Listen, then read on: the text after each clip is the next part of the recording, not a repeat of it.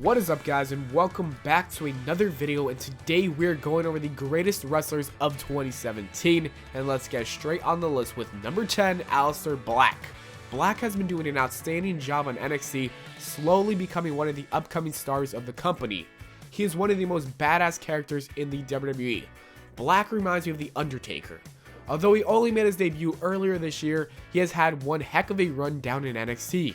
He's had a great match with Andrade Cien Almas, Hideo Itami, and Velveteen Dream at NXT TakeOver pay-per-views. Triple H also made sure he stayed undefeated.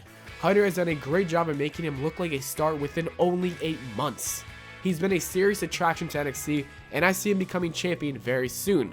I am really hoping McMahon does not ruin him on the main roster because he could be something huge. Number 9, The Miz. The Miz had a pretty good year in the WWE. In the beginning of the year, he technically started off the year with the IC Championship. Miz was also involved in a good feud with John Cena for WrestleMania 33. His bits pretending to be John Cena was some of the funniest and best work of his career. He would get traded to Raw, where we saw him win back his IC Championship. He also dropped an amazing promo on Roman Reigns and John Cena. Finally, he created the Miztourage, elevating Curtis Axel and Bo Dallas, who were doing nothing. I expect him to be the Universal or WWE Champion by next year because he truly deserves it. Number 8, Alexa Bliss. Bliss had a very good year considering the horrible booking that Raw and SmackDown Live women's divisions have been receiving. She won the SmackDown Live title earlier this year in February. She would also capture the Raw women's title 2 times, making her the first woman to become both Raw and SmackDown Live champion. This also means that she is a 4-time champion in total title reigns. For someone who made their main roster debut just last year, that isn't too shabby. Therefore, she needs to be on this list at number 8. Number 7, Pete Dunne. Pete Dunne, the current UK champion, surprised the world with his talents throughout this year. It all started in the UK tournament in January. Dunne looked very good throughout the rounds.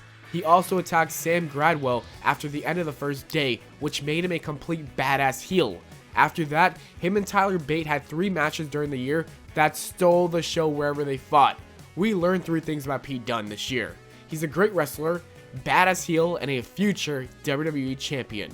Number 6, Asuka. I've added Asuka on this list for the work she's done in NXT because the main roster women's division is a complete joke, like I said earlier. Asuka has been destroying every female competitor down in NXT. She had a last woman standing match with Nikki Cross, which I found to be really entertaining. She also had 2 really awesome matches with Ember Moon at NXT TakeOvers. The one at Brooklyn was one of my favorite women matches of all time. Asuka has remained undefeated in the WWE during this entire year. Although Bliss had more reigns, I think longer reigns are way better than short, only lasting a week title reigns. Number 5, Roman Reigns. Hate me all you want for this, but Roman Reigns had one of the best years in the company for a superstar. Reigns main evented and faced The Undertaker at WrestleMania, where he was victorious.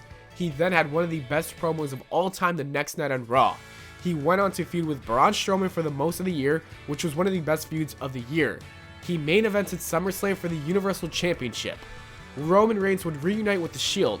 He also won the IC Championship. Also, he's had some of the best matches all year. Roman Reigns had a great year in 2017.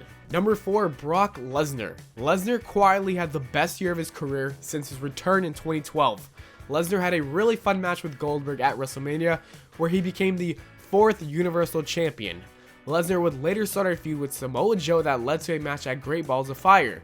That was a really good match and Lesnar retained. Lesnar then had a fatal 4-way match at SummerSlam for his title, and that was again a really good match. Lesnar managed to retain.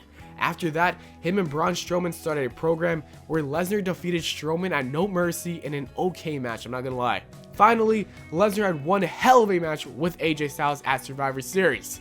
This is the best we've seen Lesnar in a really long time.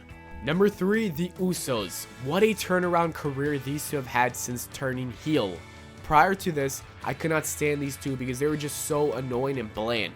Their gimmick was just too bad for me to enjoy them. But now, they are actually themselves, and you could tell they love this character. These 2 guys brought this division back from the dead. They have made the tag division on SmackDown Live the most entertaining thing about Tuesday nights. They have been delivering in every match, and I don't want their reign to end anytime soon. For all the hard work they've done this year, they deserve the spot. Number 2, AJ Styles.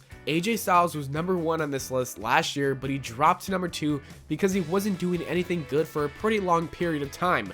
After WrestleMania 33, he turned face and won the US Championship. During this time, I expected him to have a nice reign, bringing Prestige back to that title, but it was just horrible. His feud with Kevin Owens was also very dull. I would blame the creative team for that, but you can't take away from the time he spent before that, as well as after he lost the title. Styles was also involved in 4 of my top 10 best matches of the year. He finished strong, and I see him having a pretty good year in 2018. And number 1, Braun Strowman. Strowman takes the number 1 spot this year because he became an absolute star. His feud with Reigns was great, and that really helped bring him to the next level. People love this man, and he needs to win the Universal Championship in 2018 in order to maintain his number 1 spot. He also has a spot above Styles because he has been consistently entertaining throughout all year, while Styles was boring for the whole summer. And that is it for the video, guys. As always, thanks for watching. I hope you all enjoyed. If you did, please make sure to leave a like and subscribe for more, and I'll see you all later.